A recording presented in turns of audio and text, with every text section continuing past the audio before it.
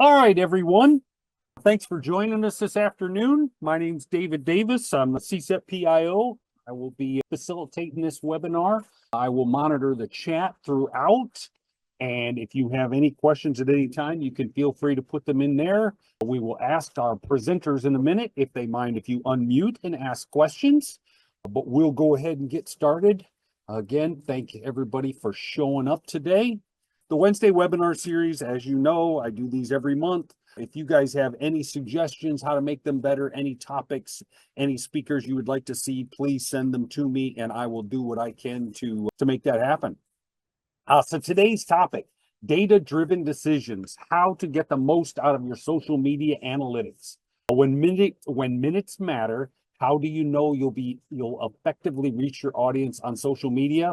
Well, data-driven decisions, that's how. Today's speakers will help you define your social media goals. They'll identify your audiences, determine what analytics to collect, and how to evaluate performance against your goals. Finally, they'll explore how analytics can be tracked and presented both internally and to stakeholders. We are grateful to have two speakers today. We have Bronlea Mishler back. She was our speaker in February. Bronlea is a public relations and communications professional who owns Bronlea M Consulting, a firm offering training and communications guidance to government agencies. Previously, Bronlea spent more than a decade as a communications director and crisis communications expert for city and county governments in Washington State. Bronlea managed social media for the 2014 SR 530 landslide and coordinated communications for the 2014 Marysville-Pilchuck High School shooting and the 2016 Cascade Mall shooting. She has also served as lead spokesperson and communications manager for smaller jurisdictional emergencies and weather events.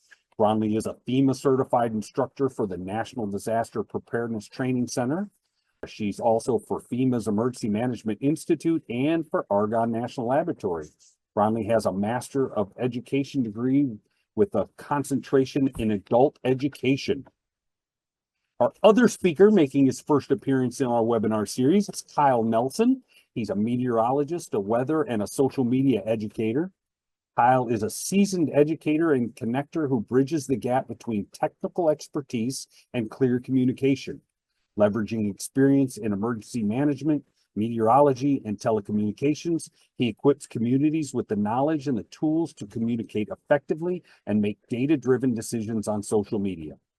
Kyle has served as a training coordinator for the state of Colorado's virtual operations support team and as a 911 dispatcher, where he coordinated and supported digital media monitoring and communications for presidential debates and dignitary visits, the 2015 Planned Parenthood shooting in Colorado Springs, 2017 Oroville Dam crisis, 2018 Lake Christine fire, and many years of the Winter X Games.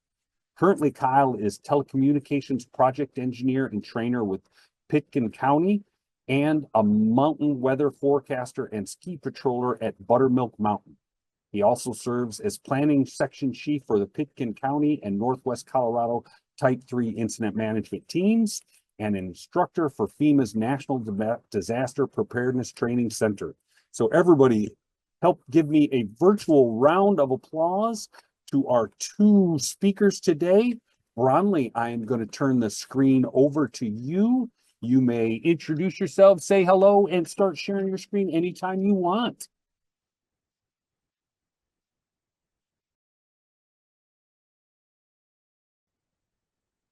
There we go. Bear in mind, this is the first time I am doing this on a single screen, which is terrible, objectively, but we're going to roll with it. So welcome, everybody. Thank you so much for being here. Kyle and I are excited to go through the slides with you today. We're here as part of Argonne National Lab's Past Fusion Academy. And today, we will be talking about data-driven decisions, how to get the most out of your social media analytics. So, The goal today is to talk through how we actually do that process, the logistics. So we're going to talk about data-driven decisions, starting with defining those goals. What are your goals? Why are you posting on social media? Who's your audience? Who are you trying to reach, and where are they? Based on that, what analytics do you want to measure? What do you really need to collect to measure your performance to see if you're meeting your goals? And then you put it all together. Is it working? Did your content perform successfully based on your goals? And if not, what can you see in the data that can inform an entirely new strategy? So we're going to walk through this step by step. David, thankfully, is monitoring our chat. And if you have any questions, we're happy to stop and dive into that.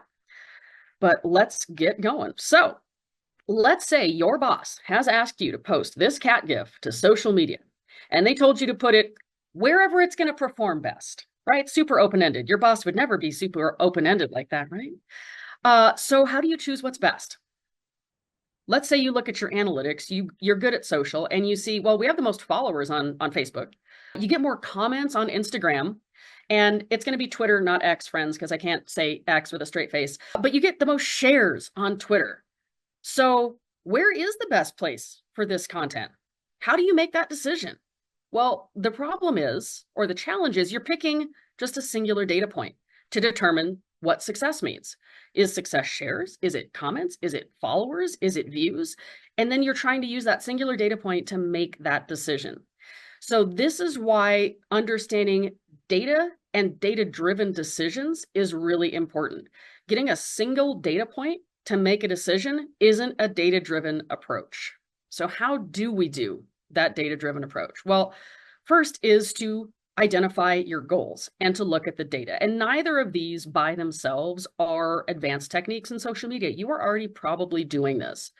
What's going to take you to that next level, to those data-driven decisions, is intentionally connecting your goals for social media content performance with the data that you're collecting. So when you are using data, you're using all of those independent data points to help drive your decisions. Defining your goals provides yet another framework to put that data in and say why we made that decision. And that's a good starting point, but what we want to do is get to this. We want to get to that overlap between goals and data, and we call that the sweet spot. Because just looking at individual data points may get you to make multiple different decisions. None of them are wrong, but maybe they're not as comprehensive as you want them to be, or as they could be, as far as getting success on social media. So having more confidence in the decisions you make starts with overlaying your goals and your data, bringing those together to try and figure out what's going to be most effective. So when it comes to social media, you have a ton of different data points you can consider. It can be reach, it can be shares, it can be conversations, it can be interactions, it could be any number of things. And you want to look at all of those comprehensively to figure out what's going to be most effective. Of course, the challenge is not all of those data points may be relevant to you. For this project, for your agency, maybe your agency doesn't care about views. They only care about conversations, right? But to figure out what's going to be most important in a particular case, you have to be strategic and align your data with your goals, and then make your decisions based on the data. And again, many of you may already be doing this. And what I'm telling you, you're thinking, sweet, I'm doing it right. So we're going to take it a little bit further after this. But realistically, we want to figure out, well, what are my goals for social? And this could be project specific. This could be overarching for any of the content you put on social media, regardless of project or initiative. So starting with your goals really gives you the information you need to figure out what data you need to measure. Are you trying to humanize your agency? Are you trying to educate about your agency, about its efforts, about a particular project or goal? Are you trying to get people to attend an event? Are you trying to get people to sign up for alerts? Kyle? Yeah, and really too, one thing that I think about with all this, right, is the difference between goals and objectives. And for me, like my perspective, right, from the incident management world, as well as a little bit on the private sector consulting side, a lot of the some great conversations that I've had some emergency management conferences here, both in the state of Colorado and our international conference that's going on right now. There's a very terms and terminology are really huge, right? We want to make sure that we're consistent, we're connecting that, right? So goals, these big overarching things, and then looking at our supporting objectives for those as well, right? So how do we, what actions, meaningful actions can we take in order to achieve those large overarching goals that we set?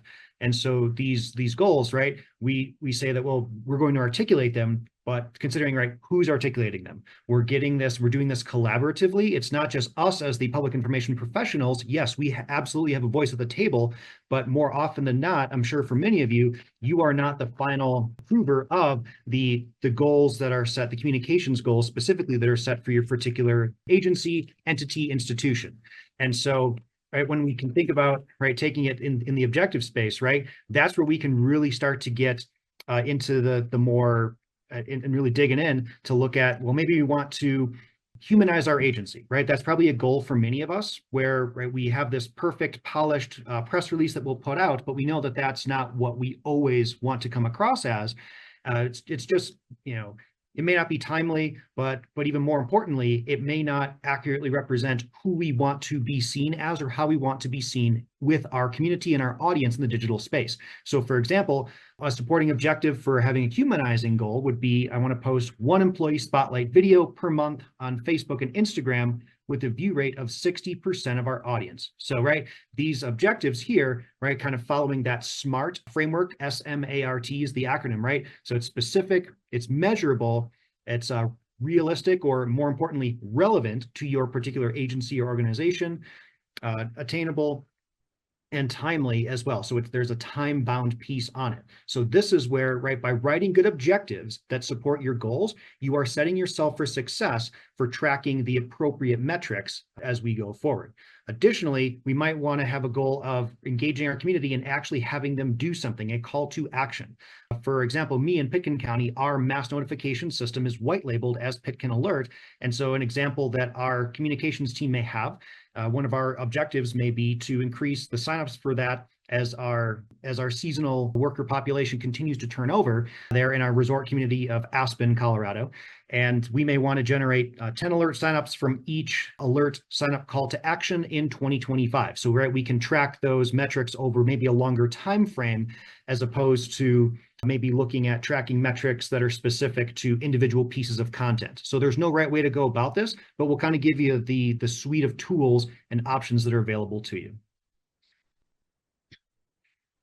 Additionally, we have to think about who our audience is, right? Because if we're going to communicate, we're going to speak as an agency to our intended audience, we have to identify who our audience is.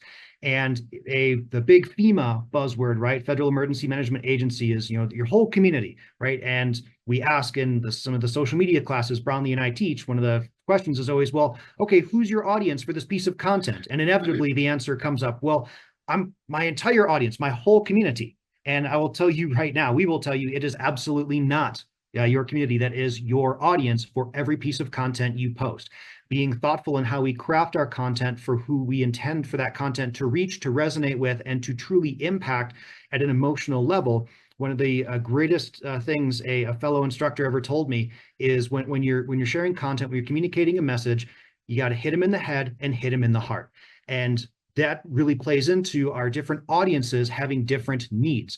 And the need for information, the need for the timeliness of that information, and as well as where we are communicating it on. Yes, there are fantastic sources of information out there, such as the Pew Research Center. You see that graphic we have here on the slide looking at the percentage of United States adults who say that they've ever used these various social media platforms as of late last year with their nationwide survey. But we have to be intentional how we're crafting our content, where we're placing that content and adapting it for the platform that we're sharing it on. So if we're expecting our audience, our intended audience, to consume that information, are we putting it out in a way that will resonate with them and that will allow them to find it easily?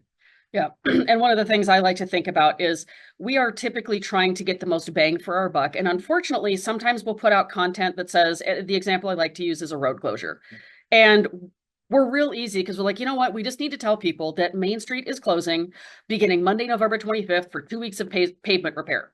right? That's helpful. That's simple. People can understand that. We've kind of blasted it everywhere. But to Kyle's point, we're neither hitting him in the head nor the heart with that. It's just another piece of government speak. So when we think about who our audience is and where they might be in terms of social media, we might think to ourselves, okay, well, we know we have a big population of transit riders, and we know our transit riders are typically younger. They are typically leaning into Instagram. And so rather than blasting out a text piece of content about that Main Street closure, we may say something like, hey, starting November 25th, the bus stop at Main Street and First is going to close for 2 weeks and temporarily move 1 block north to First and Cedar. That's more helpful because we're presenting it in a way that's going to be more accessible to them in terms of how they want to consume information. And we're giving them specific information that will impact how they ride transit in the next 2 weeks. Or we may say, gosh, you know, a lot of our community is seniors. They like to go shopping down on Main Street, and we know that our senior community is very active on Facebook. So rather than blasting out a piece of text that just talks about the closure, we'll say, hey, shoppers, you'll need to use Cedar Street to access those Main Street businesses. That's where parking is going to be between November 25th and December 14th, right? So we're taking that same piece of information and we're just targeting it towards a specific audience using language that they're going to expect, answering potential questions that they may have, and putting it on a social media platform that they're most likely to see and use. Dig it. All right, so now kind of shifting gears a little bit and thinking critically about the different types of analytics, the data that we can start to collect, right? And it's for those of us who love data, like myself, right, as a planning section chief, situation unit leader, right, that is like my bread and butter. I am a data nerd through and through, right? The meteorologist piece should have told you that from the beginning. Bronlea knows this, and it's easy to get sucked in and say, well, these social media platforms, or maybe a third-party tool that I have, they're giving me all this data I need to be able to use. I need to find a way to justify using all of it. Don't go down that slippery slope. Right, thinking about where we started our conversation today and up to this point, right? We talked about setting goals, meaningful objectives that support those goals. And through crafting good objectives, we can really key in and hone in on the analytics that we want to connect with that allow us to evaluate the effectiveness of our social media content and campaigns. Now, there are any number, if you Google best social media analytics for insert type of agency, insert level of government here, right? That's why we've got the big red X through it there on the slide, because those headlines, well, some of them are purely marketing to get you to subscribe to that tool, and that white paper that they put out just kind of sucked you in.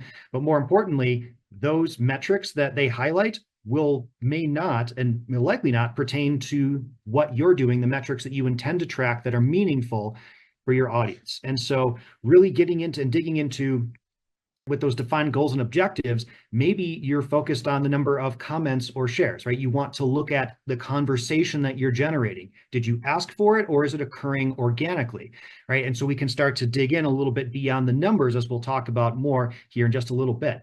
Then we might want to get some math involved. I know it might be early for some of you, right? I know Bronlea, that's her favorite thing in the world, is to do math first thing in the morning.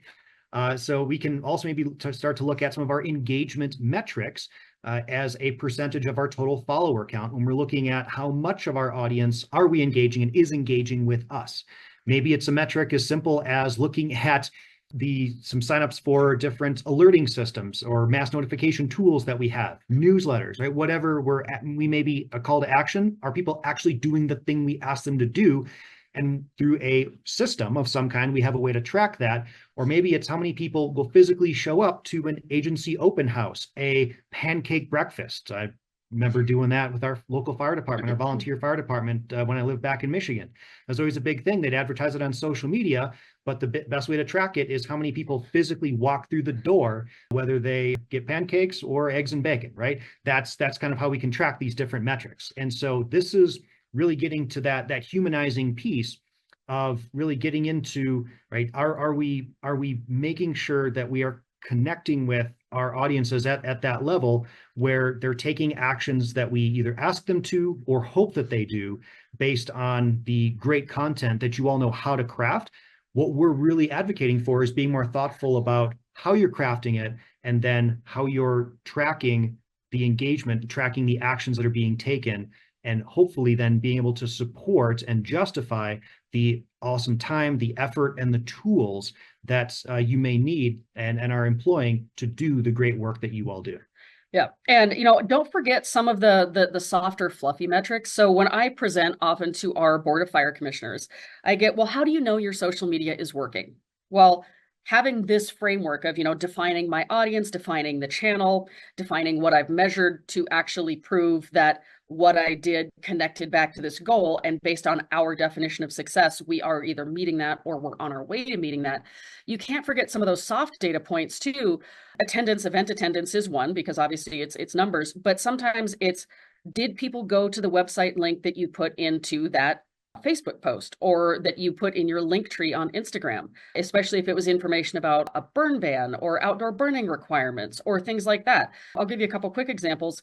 Our fire department does a blue address sign program, and I can tell whether my social media post has been effective and reached the right people if I actually see a corresponding jump in the number of people who go to our online form, fill it out to get an address sign, and then a couple of our office people custom make them in the office. They'll say, gosh, we got like 7 or 8 sign requests this week. Did you make a post? Oh yeah. So every time I make a post about blue address signs, I send a note, hey, Lisa or Linda, just FYI, I did a post. You may see people reaching out to have you make custom address signs. That for me is a data point to know that I have gotten that information out to the right people and they've taken action on it because they've then completed these other actions. Our Santa run is coming up for the fire department. And one of the tools we use to cut down on questions is putting a custom Google map out there that shows the Santa run routes color-coded by day. So if you live somewhere on the island and you want to know if Santa is coming to your neighborhood, you can click on the Google map link, which gives me the data. Google will tell me how many people clicked on the link. And then they typically don't ask the question of, hey, are you coming to my neighborhood? So I have those data points as well. So sometimes a lack of conversation can even be the data point you need. For me, that was our Santa run map. I kept getting the, hey, are you coming to the neighborhood? Hey, are you coming to my street? And the most efficient way for me to share that with people was to literally put it on a map. And so from one year to the next, we had, from 10 or 15 people every time we'd post about it asking, are you coming to my road? 0 people, or 1 person asking, and then someone else in the community jumping in and saying, hey, the fire department posted a link. Make sure you click on the map, right? That to me is proof that what I have put out there is working. That's a data point that I can collect as well. Come on. There we go. Yay. So we bring it back to the cat. We just did all this conversation about who's my audience, where are they, how do we consider things a success? So if we come back, we bring our goals, our measured data approach to this question, thinking about how your agency, excuse me, the altitude is really great for my sinuses, my friends. We're both in Colorado right now, and Kyle is acclimated and I am not. Your boss says, hey, where's the best place to post this content? Now your first question might be, well, because our agency defines success as conversations, the best place for me to put this is Facebook, because Facebook is where we have the most conversations, right? Now you're using that data-driven approach and you can confidently articulate why you made that decision in a way that is going to not only allow you to collect the data, but better explain your rationale to those people in leadership positions who may have questions about why you did what you did. So now we're going to kind of maybe not go down the rabbit hole entirely, but we have done this broader discussion of identifying our audience, talking about our goals and objectives, being really specific. But how do we do that in real life? So Kyle, how do we do that in real life? Oh gosh. Well, as we identify our goals and objectives, as Bronlea said, and then by that time, we really know what we want to be measuring, what we want to be tracking, but how we go about doing that and collecting and really displaying the data and working with it, there's no one right way to do it. We're just going to show you a couple of examples here. So the best thing is to have a system and to plan ahead. So for Bronlea's example, if it's physical attendance at an event, having either an automated system or someone or a team of folks dedicated to doing that tracking. You can track maybe some pre-registrations and interest, but also how many people actually show up, maybe that didn't tell you they were going to be there ahead of time. You got to have a way to do that even maybe some Actual clicker. There's a guy with an actual clicker at our Halloween there event. might be clickers, or for some of you who are a little more tech savvy, that may be some type of automated camera system counter that you may be using, whether you're tracking individuals, vehicles, whatever it might be. We just rolled out a countywide traffic counter system that uses cameras and counts vehicles on our different ways in and out of the city of Aspen. So, that may be something that we look at going forward. Another data set comes into play. So having that system, it's defined, and right now you can start to put your data into it. And that might be a spreadsheet, and that QR code on the bottom center of the slide here, that's a link to a social media analytics tracking spreadsheet that Bronlea will go more into as we go on here. But that's a tool that she created and that she uses here. And another one of the things we really advocate for is to be tracking consistently, and consistency and the frequency over which you gather these metrics will vary based on the campaign that you're running and the goals and objectives that you set. So for example, I may want to, I don't know, look at if I'm running, say, a month-long campaign, I might want to track my metrics, say, every week. So if I need to make an adjustment, I can do so early on and not wait till 2 or 3 weeks into it or the end of the month to say, oh, I wish I would have looked at my analytics earlier. This isn't resonating with my audience. I should have changed course and made some of those tactical adjustments.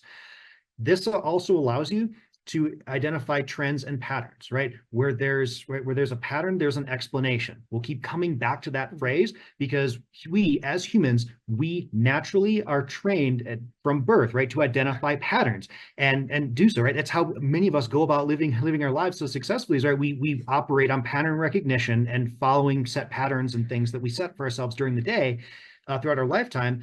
The same way, we can also start to recognize and utilize patterns in our data to inform us, tell a story that as we'll go into, can let us deep dive into the why behind the metrics that we are seeing. Yeah, and there is a QR code on the screen. I promise it does not take you anywhere scary.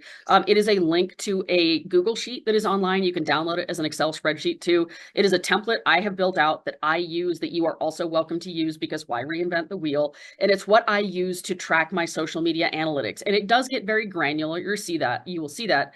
But to Kyle's point, we have to be very specific when we're looking for patterns. It's not enough to say, oh, well, I posted 12 pieces of content this week and that was too much and people didn't resonate. I posted 6 pieces this next week and it did better.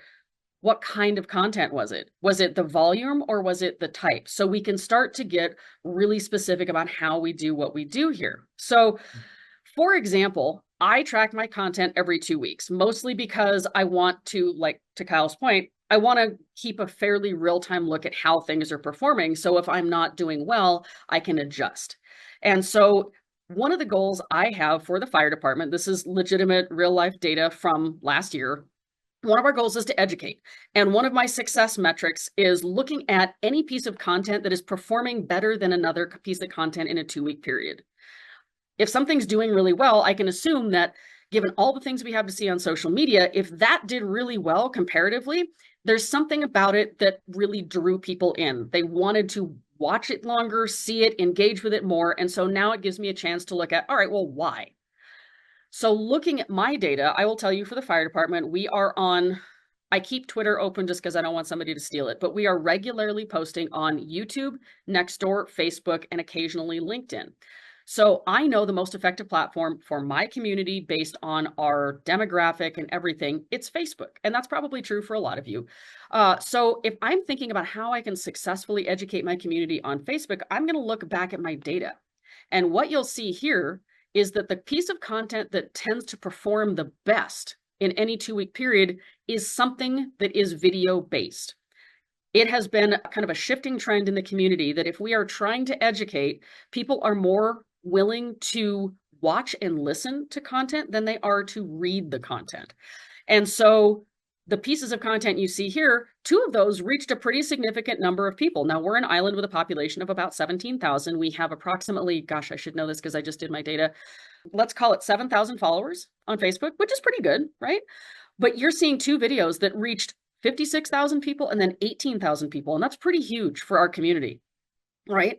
So now I'm looking back over time and saying, is this just an anomaly? Or has video content really been performing well over time? And as I look back, it has been. You see here a 5-week period, but there's more data than that, and there still is now. So I can say, all right, well, if I'm really trying to educate my community and my success definition is having the highest reach and engagement in a 2-week period, let's lean into this video, because video seems to be the most effective way to really get that education in. So can I find another pattern beyond just video? Is there a type of subject matter that is really resonating with our community? And I can see that. In the examples you see here, 3 of the videos are about our high school fire cadet program. We run a high school fire cadet program in partnership with the school district. They are with our firefighters 3 periods a day for the entire school year.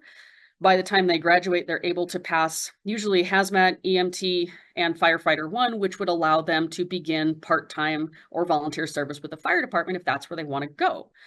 And talking about our cadet program also helps educate our community about the different skills that we have to do our job. Most people don't think about that unless they need to call 911 for a fire or a medical emergency. So what I've done in this data-driven approach is said, hey, if my goal is to educate, and video is the greatest way to educate, and if people seem to really not only lean into video, but video that includes our cadet program, how can I leverage that method? How can I leverage video? How can I leverage our cadet program to maybe get people engaged and educated about other pieces of content that they might not normally be interested in? So that's where I'm even taking it a step farther. I've used a data-driven approach to prove that video is a great way to educate, but now I can use that as a jumping off point for, all right, well, how can I take this even further and really be successful outside that scope?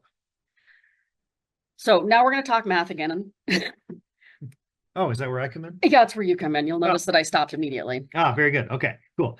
So, right, we kind of, just to kind of acknowledge what kind of just happened on that last slide, we're both looking at qualitative and quantitative data in our metrics, right? It's not just all about the numbers. There's so much more that we can use to tell the story with our data. So in real life, here's another example from Camino Island Fire and Rescue's YouTube account that Bronlea has here. And maybe we're looking at, let's see, over these 2-week periods, maybe the goal for education, right, is to reach a certain number of views or a certain number of followers, right, on that particular platform. But now we want to know, say, how many people are watching as a percentage of our total fan base there on the platform on YouTube. And one of the things here that you'll see, right, this is roughly 4 to 6 weeks of data, depending on how you want to cut it here with when this data was captured. But if we look at just the video views in this particular case, right, that's we're saying, oh, we're looking at maybe we performed a little bit better in the latter half of the month. But now we start to look at, well, that was 288 views over 3 new videos that were uploaded in that 2-week period, where we had 250 views the previous part of the month with just a single video uploaded. Now we can start to look at some of the other data and things like that. But right, if we were purely looking at and stopping and only tracking the number of video views, we're not really allowing the data to tell us the full story, tell us the why behind what we're looking at here. Yeah. And sometimes it's easy to overlook. We're like, oh, 288 is higher than 250. Like, oh, right. But if you break it down and you do the basic division that even me as an English major who's terrible at math can do, you know what? 1 video got 250 views. 3 videos, that averages out to, I literally wrote it down, about 96 views per video. So honestly, something isn't working. Yeah, and which one of those videos might have driven that views metric up, or was it evenly distributed, right? Maybe we don't know. Sorry, I clicked ahead. But that brings us to here. Yeah. Which is the views per video doesn't tell the whole story. Ah, what? I know. Say it ain't so. Oh my goodness, math. So, math. Yeah, yes, indeed. So now one of the an additional data point that Bronlea chose to collect and that I really loved here is looking at the average number of days that the video was live or posted on the YouTube platform before those metrics were gathered.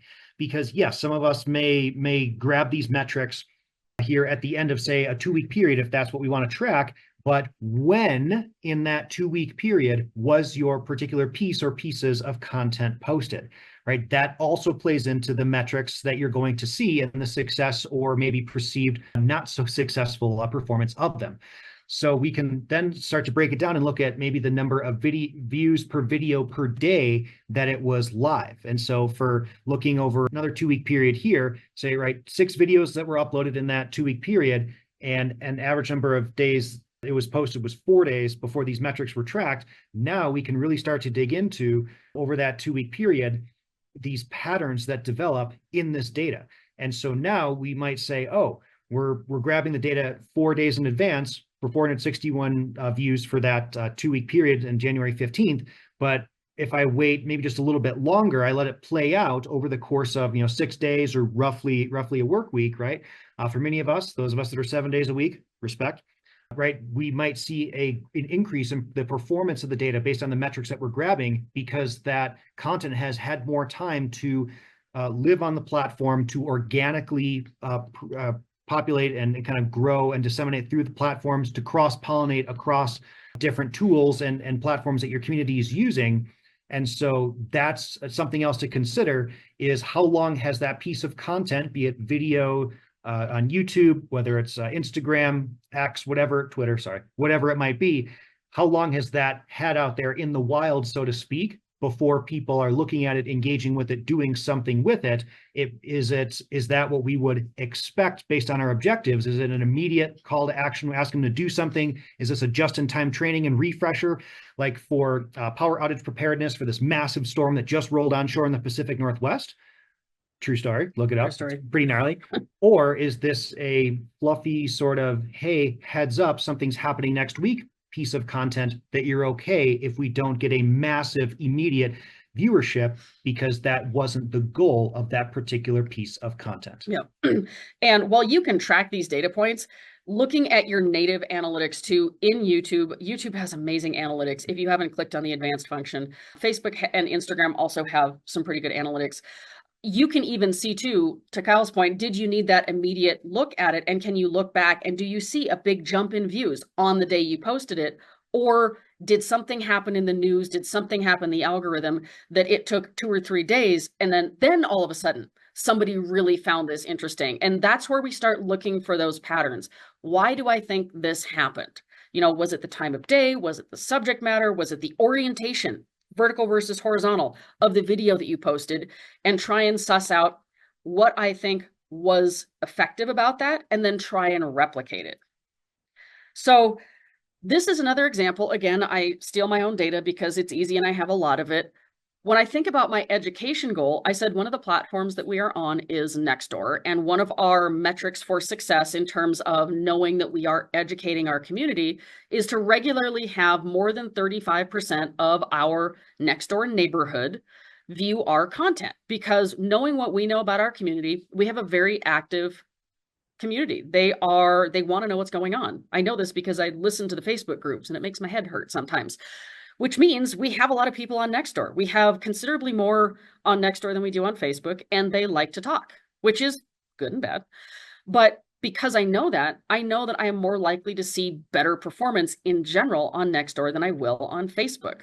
I have a bit more of a captive audience. So when I'm looking over my content on Nextdoor, I'm not seeing that the average view rate, the number of people who are viewing my content based on the number of members we have in the Nextdoor community, it should be higher. To me, it should be higher because I know that community is so active. And so now I have to look back and say, okay, if my content is not performing successfully, meeting my goal of education, the goal being that more than 35% of our people are seeing the content, what do I need to do differently? Is it the content type? Is the content frequency? What do I need to do? And I looked back. You cannot see this because it's very hard to put an entire spreadsheet on this screen and have it be legible. I discovered that the random 2-week periods where I would post one piece of content saw a statistically significant bump in the number of people who saw it. And this goes to Kyle's point about how long did I let it soak? I was giving them what seemed like too much content. So I thought, okay, well, this might be weird for social media. What if I did less, not more, right? What if in every 2-week period, rather than just spamming people with information, I consolidated into sort of a newsletter news roundup post. I gave people the little pieces of information they needed in a timely manner. It was either advance notice of something, a recap of something we had previously talked about, seasonal preparedness information, What happens if I just did this singular post in a 2-week period and let it soak for longer? Well, it was effective, right? What if I did one post every 2 weeks? Do I think that would move the needle? It did. And you can see here that even as our total followers increased, our member next door community went up, our average percent of people who saw our content also went up. And this is why we talk about engagement as a rate of followers. Using those numbers independent of everything doesn't make a difference. 3,100 people saw your piece of content. Okay, so what? How many people actually follow you? So when you start making those simple math calculations and saying, how many people saw my content divided by the number of people I have, hey, that's pretty good. So I moved the needle from 21% to 49, to 52, to 63, to 76. That's a total vanity number, by the way, I had to include. But we're seeing on average, when we do fewer pieces of content, that is what works for that community. They want less, not more, but they want useful less. And this trend has continued. There are obviously the anomalies. And that's why we have to look at some of those patterns. We saw a lot more people really engaging with content on social media pre-election. And no matter what platform I looked at, there was a big drop off after the election. I think people were just kind of oversaturated and needed a digital break. So now what I'm going to watch is, does this pick up? Is my one post every couple of weeks still working? Or based on the patterns I can see in my data, do I need to adjust because that's no longer effective? Right now it still works, but again, this is why we look. So we have good data, Kyle. Now what do we do? Oh gosh. Well, we could just stop there and say, yeah, we got our data. Here's the metrics, and we send the spreadsheet out to our elected folks and or our agency heads. And right, for those of them that love looking at spreadsheets, that's awesome. But we want to tell the story behind our data, right? Just like any photograph tells a story, any video in itself can tell a story, right? There's so much that we can glean from it based on our perspectives. We really have to look at the qualitative differences as well between our data. So qualitative being all the non-numerical stuff. Yes, I like that kind of stuff as well. And these can be things such as considering the time of day that I shared that piece of content based on thinking about my intended audience. If it's parents of school children or that are caregivers of school children, right? Am I sharing that first thing in the morning when they're busy trying to get these kids out the door to the bus stop, dropping them off at school, then rushing to whatever they have to do next? They're not going to have time to really consume that content, especially if it's something that's more in depth, as opposed to maybe doing that during, say, like the lunch hour or early evening when right, kids are on their digital devices, and now we've had time to kind of chill from the day. Additionally, the type of content that I'm sharing. Is it appropriate to the platform? Is it formatted correctly? Like Bronlea was saying, if you're like, oh, it doesn't feel nice to look at a, yeah, like how do I rotate this? Like, come on, like think about it. Plan ahead when you're capturing your content, but I digress. That's a whole different webinar. So, right, the type of content based on the message you're trying to communicate and how you're trying to engage that audience, right? The trend nationwide is short form video, right, is typically reigning supreme, but that's just because that's typically going to be most impactful. That's not the best for every piece of content or every message you're trying to communicate. Is it like a subject matter that's something that is perceived as being controversial, or is it something that folks may genuinely want to know about, right? Thinking ahead, like Bronlea's road closure example, if you say a road's closed, okay, what part of my audience is going to be impacted by that? How so? What information do they need to limit or reduce the impact on their daily lives and just going about being awesome members of our community? So planning ahead for that.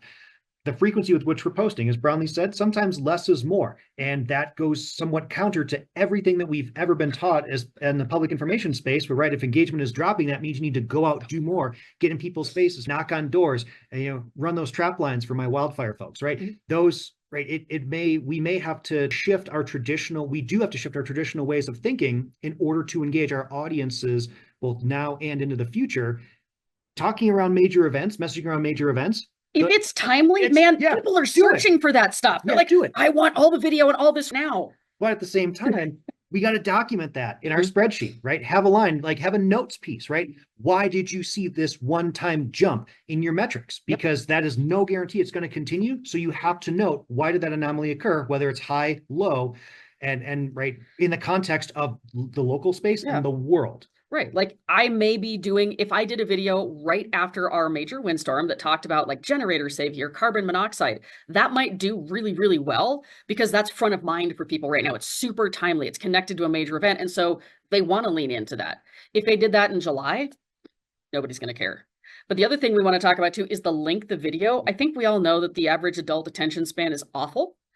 And we have to be mindful of that when we are creating the video, because you may have some really wonderful content, but rather than doing a 2-minute video, maybe you do 3 30-second videos. I realize that doesn't add up, but my point is you got to, if you want to keep people engaged with the important content, you got to make it worth their while. Maybe it's like a one hit, you hit that one point and then you're out and you do a series of 3 rather than asking people to really focus for 2 minutes, which no, it does not seem that long, but set a 2-minute timer on your phone. And I guarantee after about 10 seconds, you're gonna be like, all right, well, I'm what now what? So the point is when we look at all this, this is the qualitative, the squishy stuff where we're starting to look for those patterns. Right. And as just a quick thing on the length of the video, where are you putting your key message in that video? Yeah. Is it in the first 15 seconds and I'm deciding whether or not I can listen, or do you bury it a minute in and I've clicked off or scrolled on before you have the chance to tell me what this video is really about? Yep. So that's a piece of it too, right? And so we're really getting into the patterns. As we highlighted at the beginning, I promised we'd come back to it. Where there's a pattern, there's an explanation. And right? this is why we talk about collecting such Yes. good granular data, because if you're just looking at views or you're just looking at, number of pieces of content you've posted, you've missed data points that could help explain why there's a pattern. True that. So right, looking and comparing, and right, as you build this database, you can look at and say, how does this compare to the performance of this piece of content on my platform over some time? Is it in some specific context I got this jump in analytics or data? Is this on track with what I'd expect? Or am I trying something new and I'm seeing an improvement and now I want to continue that? Or the opposite, maybe it didn't do so hot, great, but now for each piece of content that you're posting, the more data that you can collect, you can really start to analyze, why did something perform better or worse than an average, right? Time of year, the topics that you're sharing, is it really resonating with that audience based on, is it useful, usable to them? Is it consumable? And especially if it's a topic that you truly care about, are you communicating in a way that really hits them in the heart and lets them really internalize what you're trying to communicate and get across? Yep. And the importance is continuing to look at the data, because what my social media data said a year and a half ago is very different than now. There's going to be small nuances and small things that change that are going to impact how you then communicate based on what you have learned from your community. So last but not least, there are people who really enjoy looking at spreadsheets. I am very much not one of them. Kyle might be one of them.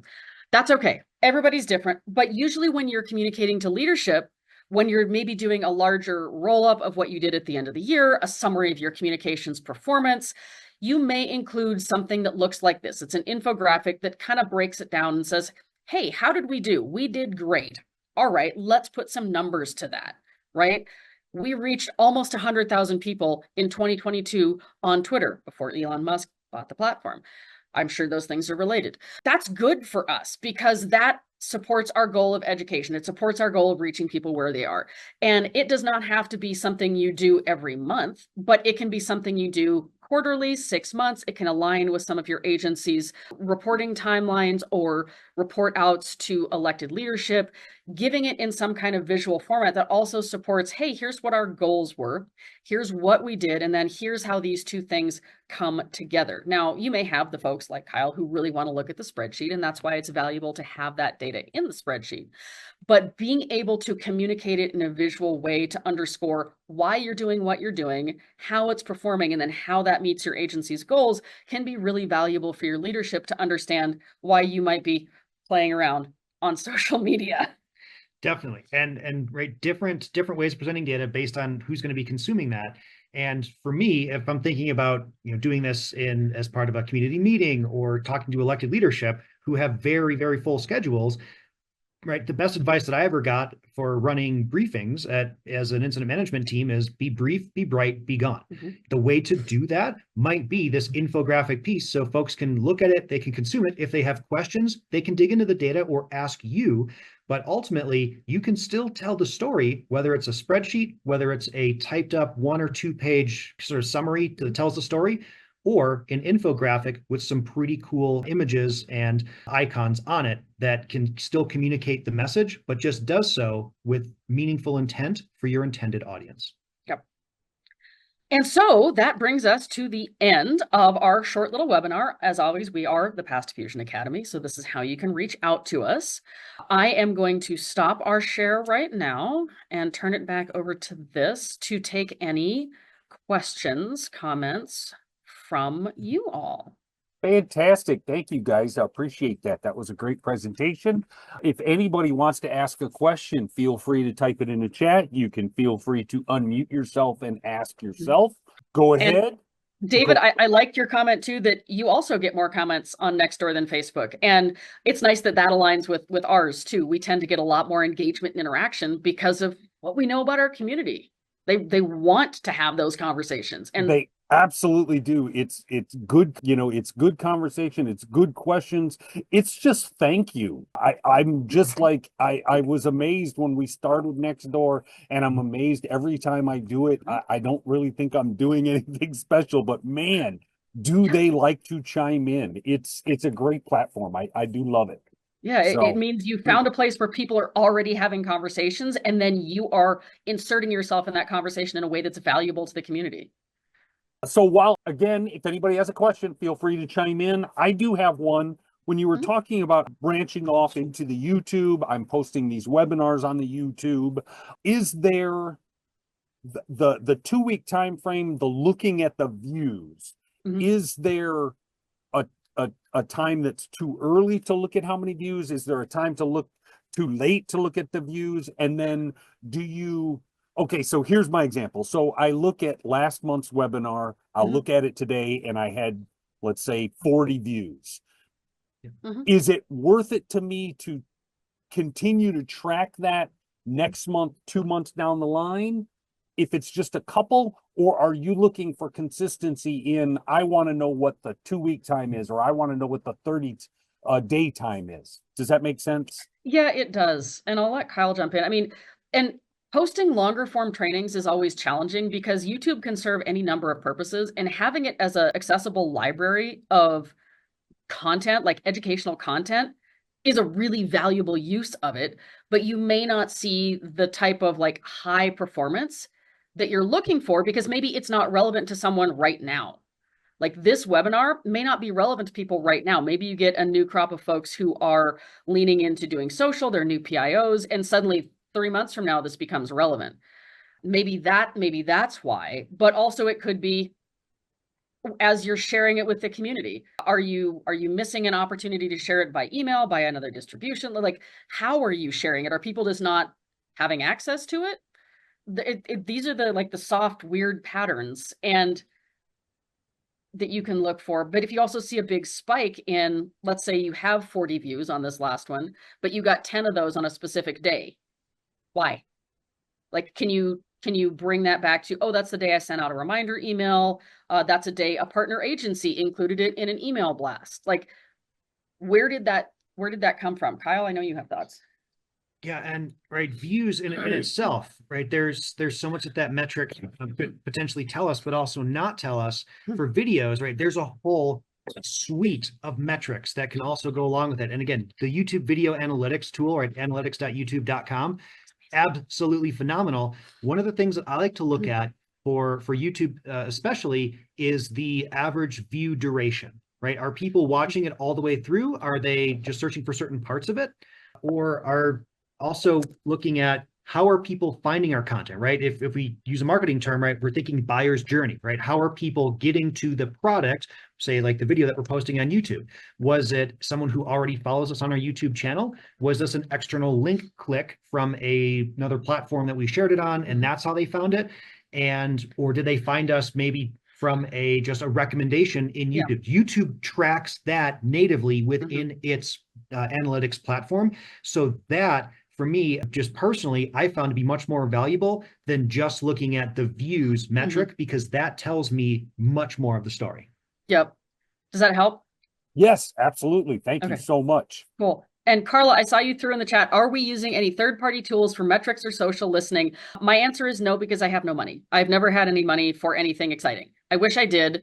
And so I just use the platform's native analytics. Like Kyle said, Google, which owns YouTube, has amazingly robust analytics, and you can find a lot by just looking at them. But I use the Facebook Business Suite. Is it Business Suite? Meta Business Suite? Yeah. For Instagram, for Facebook, like that's just where I look at my data, but I'm very consistent about what I look for, unless, Facebook changes from interactions to impressions or whatever language change they've made. So I don't know if third-party tools are helpful. I have some colleagues who have used them. It's good because it'll aggregate a lot of data in one place.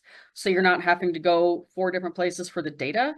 But for me, what's more valuable is really doing that deeper dive into the data to figure out why these numbers are what they are, why this subject matter seemed to be so relevant. Kyle? I'm largely along the same lines as Bronlea with both my current agency and other agencies I've worked with on the public sector side. We're using the native metrics, mostly because they've been consistent. And if there's a change, like we know that there's a change that was made, versus a third-party tool can sometimes even aggregate metrics or make up ones of their own. And you're like, well, what am I actually tracking here? Yeah. The other thing I will say, I've used some third-party tools. I know Hootsuite, Sprout Social, those are the 2. Yes, they have some automatic report generation.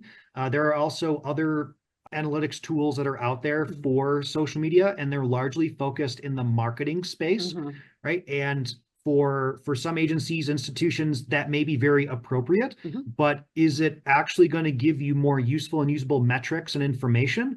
Yeah. Or is you really being in tune with your data, where to find it, and allowing it to tell the story?